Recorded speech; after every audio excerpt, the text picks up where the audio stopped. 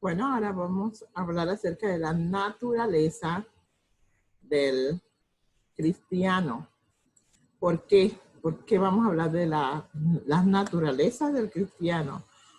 Porque hemos podido ver que aparte de que somos santos, tenemos una peculiaridad que hay que tratarla y, y buscar la manera de mantener aquella que le agrade a Dios.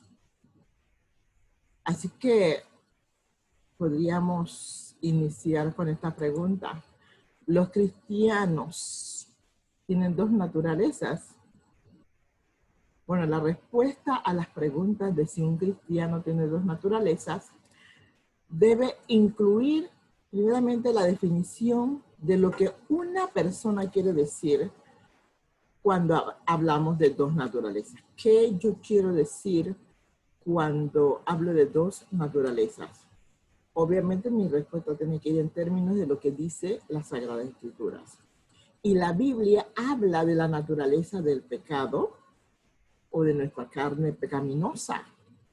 Eso está en Romanos 8, versículo 3 y Colosenses 3, versículo 5.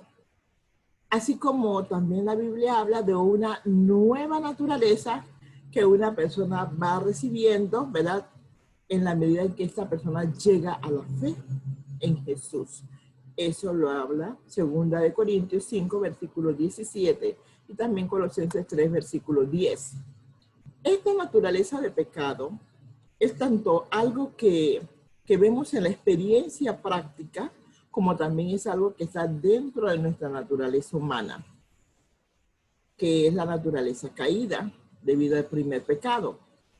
El salmista escribió así en una ocasión, diciendo que en Salmo 51, versículo 5, yo sé que soy malo de nacimiento, pecador me concibió mi madre, dice el salmista de esta manera.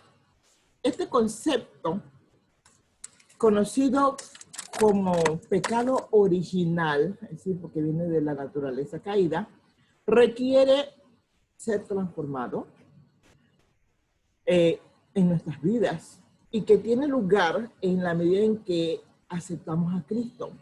Nosotros tenemos que pedir entonces a recibir al Espíritu Santo que transforme esa naturaleza. Eso lo podemos ver en Juan 3:16 cuando Cristo viene a nosotros, ¿verdad?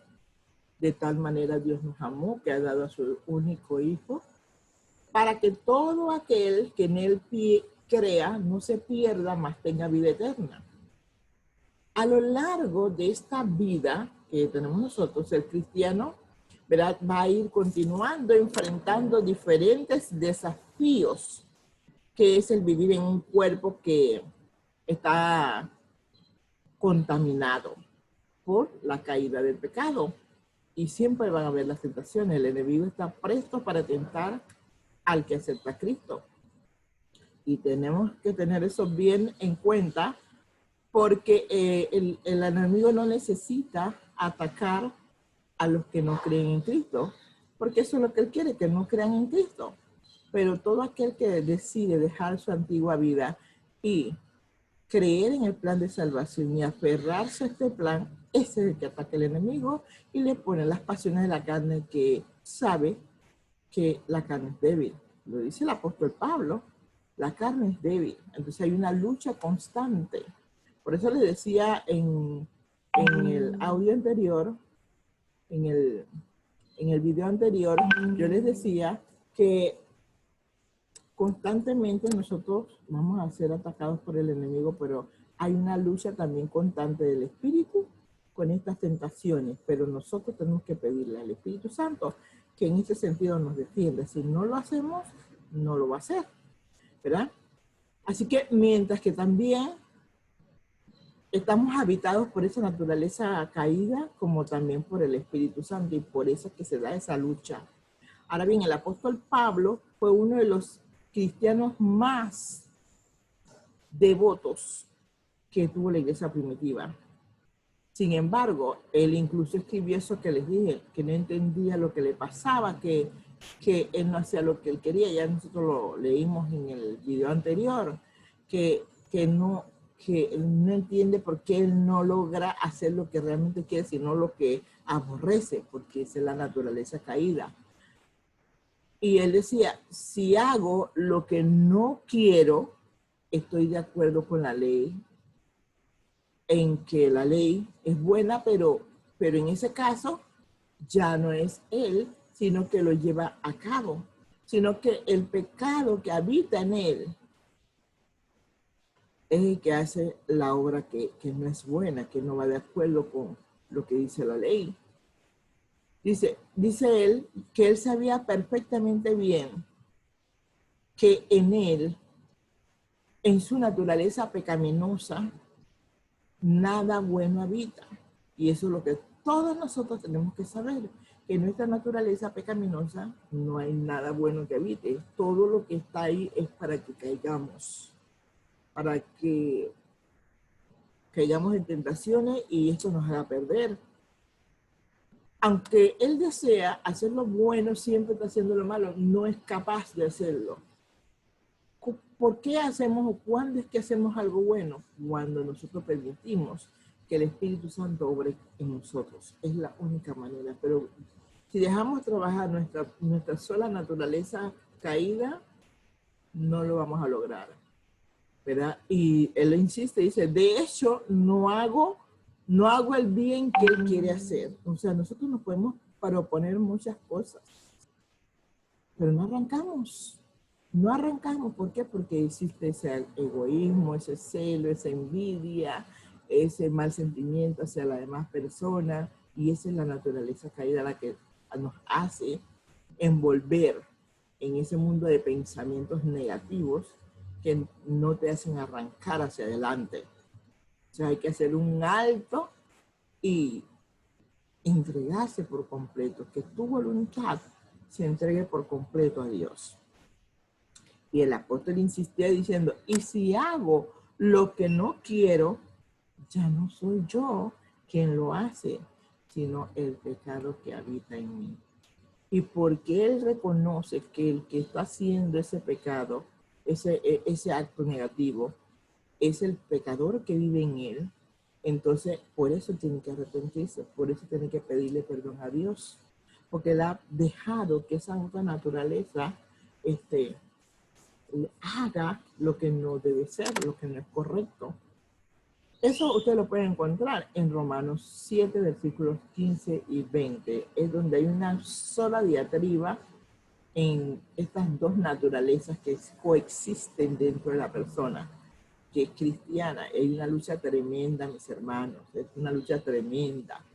Y se da en todos los ámbitos, que si en el hogar, que si en el trabajo, que si con los vecinos, que si que en la iglesia, en todas las áreas había y por haber, existe siempre esa doble naturaleza luchando allí. Y algunos lo pintan como el diablito y el angelito, pero no vamos a disfrazarlo y vamos a hablar de que tenemos que luchar, pero nosotros tenemos que permitir que sea el Espíritu Santo que obre él. Y cuando escuchamos la voz del Espíritu Santo que te dice, no haga eso o haz aquello, hay que obedecer. Porque de qué vale que le pidas al Espíritu Santo que te cambie, que te limpie, que te redarguya, pero al momento de tú actuar y tomar decisiones, no tomas las que son correctas. El apóstol Pablo, él reconoció claramente que todo cristiano va a continuar luchando con esta naturaleza humana pecadora y también con esta naturaleza espiritual como creyente.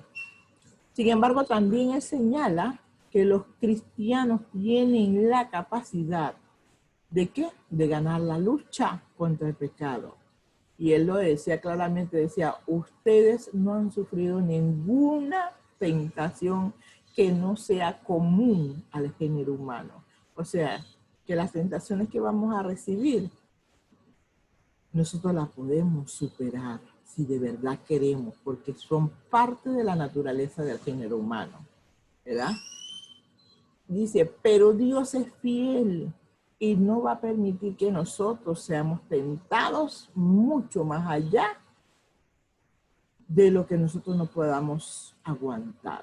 O sea, que todas las tentaciones nosotros las podemos enfrentar.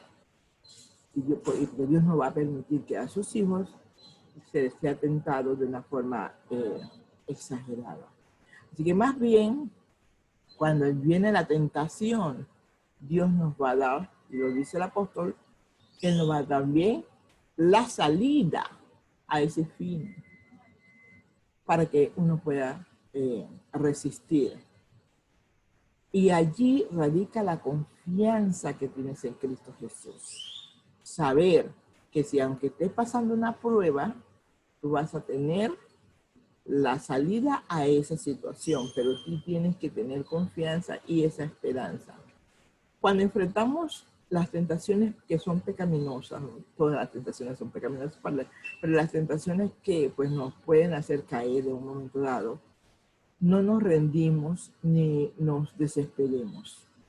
Debemos primeramente de acercarnos al trono de gracia y buscar con diligencia esa lucha contra ese pecado. Sin embargo, también nos damos cuenta de que esa lucha nunca va a terminar mientras estamos en esta vida.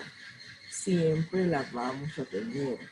Esta es una de las razones por las cuales los creyentes debemos mirar al cielo con alegría. Miren, en la palabra se nos manda a no mirar los afanes del mundo, porque en los afanes del mundo están las situaciones problemáticas, en los afanes del mundo están las tentaciones.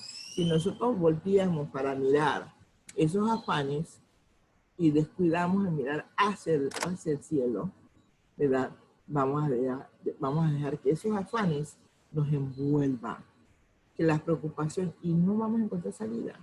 En cambio, si nosotros ponemos nuestros ojos en el cielo, en el plan que Dios tiene para con nosotros, esos afanes van a pasar, pero así vamos a saber que tarde que temprano Dios le va a dar salida. En eso debe descansar nuestra confianza y nuestra seguridad. Así que ya lo saben, hay que enfrentar todas las pruebas con alegría, sabiendo de que nosotros tenemos solución a eso, cualquiera que sea la prueba. Ahí la Sagrada Escritura no especifica determinadas clases de pruebas. Cualquier clase de prueba, usted tiene solución en la medida en que usted tiene su fe, ¿verdad? Al final, el cielo nuevo va a incluir este escenario. Ahí en el cielo no va a haber maldición. El trono de Dios y el Cordero van a estar en esa ciudad. Los siervos de Dios van a estarlo adorando. Nosotros vamos a ser partícipes.